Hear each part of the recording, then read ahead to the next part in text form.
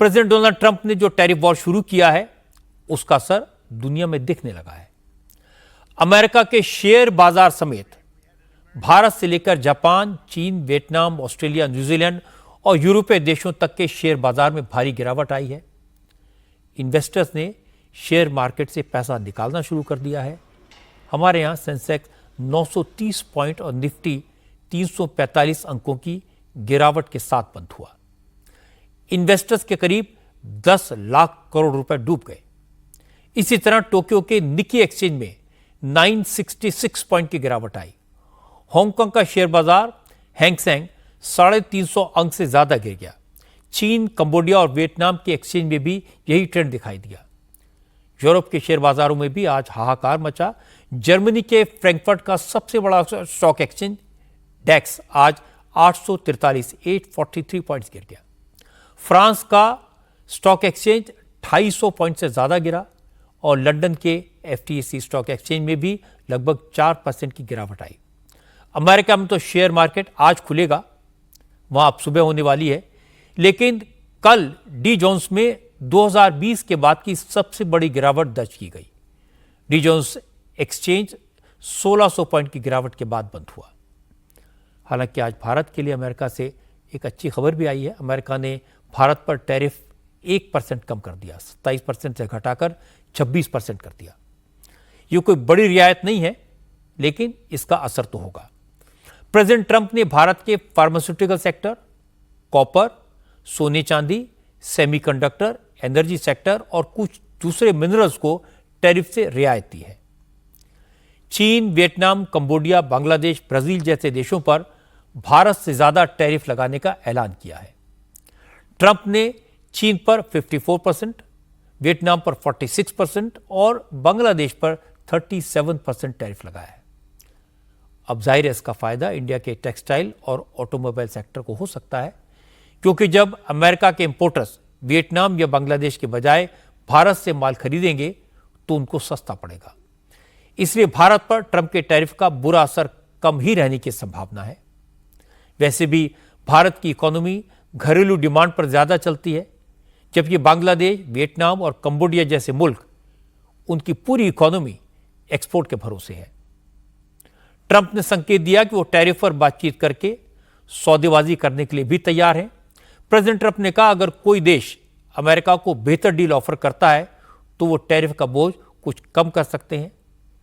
अपने tariff war से share बाजार में आई गिरावट को लेकर ट्रंप ने कहा, जब मरीज का ऑपरेशन होता है तो शुरुआत में वो कमजोर दिखता है, लेकिन आगे चलकर ऑपरेशन से फायदा होता है। उनको उम्मीद है आगे चलकर टैरिफ से अमेरिका का भला होगा। I mean, it's to be expected. This is a patient that was very sick.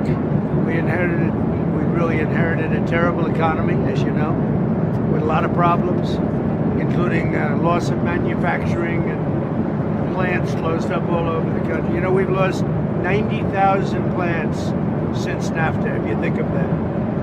90,000. It's not even believable. And about 6 million jobs. And so it was a sick patient. It went through an operation. Bharat की नजरिए से देखें तो Trump के नए tariff का कई sectors में तो हमें फायदा हो सकता है। जैसे टेक्सटाइल्स और गारमेंट एक्सपोर्ट बढ़ाया जा सकता है। इसमें हमें बांग्लादेश और वियतनाम के मुकाबले एडवांटेज होगा। इलेक्ट्रॉनिक्स और टेलीकॉम में हम वियतनाम और थाईलैंड को पीछे छोड़ सकते हैं। भारत का सबसे बड़ा एक्सपोर्ट फार्मास्यूटिकल है, जो अभी भी टैरिफ फ्री है। एग्रीकल्चर के कुछ एरियाज जैसे श्रिम्प एक्सपोर्ट में नुकसान होगा, लेकिन राइस एक्सपोर्ट पर कोई खास असर नहीं पड़ेगा। लेकिन यह मानकर नहीं बैठने जाना चाहिए कि ट्रंप ने टैरिफ में जो बदलाव किए हैं ये उनकी आखिरी चाल है। ट्रंप एक पक्के बिजनेसमैन है, अभी बहुत सारे चैलेंजेस आने बाकी हैं। हमारा पुराना एक्सपीरियंस बताता है कि अमेरिका भारत से एग्रीकल्चर रिफॉर्म्स के लिए कहेगा, एमएसपी सिस्टम में सुधार के लिए कहेगा, जो हमें मानने की कोई जरूरत नहीं है। अमेरिका हमसे पेटेंट एक्ट में बदलाव के लिए कहेगा ताकि उसकी ओल्ड टाइम ड्रग्स को प्रोटेक्शन मिल सके। अमेरिका हमसे अमेजॉन और वॉलमार्ट जैसी कंपनियों के लिए कंसेशन मांगेगा। उन्हें इंडियन कंज्यूमर्स को डायरेक्टली माल बेचने की सुविधा देने के लिए कह सकता है। लेकिन हमें इन सब की परवाह किए बगैर अपनी मैन्युफैक्चरिंग, अपने मार्केट, अपने स्किल और अपने एक्सपोर्ट पर फोकस करना चाहिए। अगर ट्रंप का स्लोगन है अमेरिका फर्स्ट, तो नरेंद्र मोदी का स्लोगन भी है इंडिया फर्स्ट।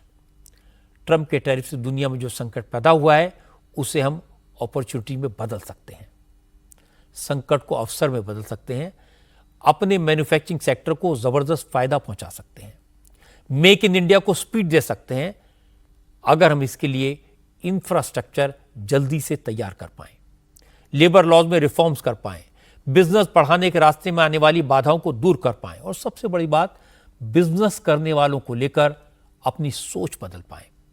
ये सोचना बंद करें कि हर बिजनेस करने वाला बेईमान होता है। ये देखें कि वो कितनी एम्प्लॉयमेंट जनरेट करता है, कितना इंफ्रास्ट्रक्चर खड़ा करता है, देश की इकोनॉमी को कितनी मदद करता है। अगर ये सोचेंगे तो इस टैरिफ वॉर को बड़े अवसर में, अपॉर्चुनिटी में बदला जा सकता है। अगर दुनिया में अपनी जगह बनानी है तो आज बिजनेसमैन की तरह सोचना होगा, बिजनेस करने वालों को रिस्पेक्ट देना होगा, दूसरा कोई रास्ता नहीं।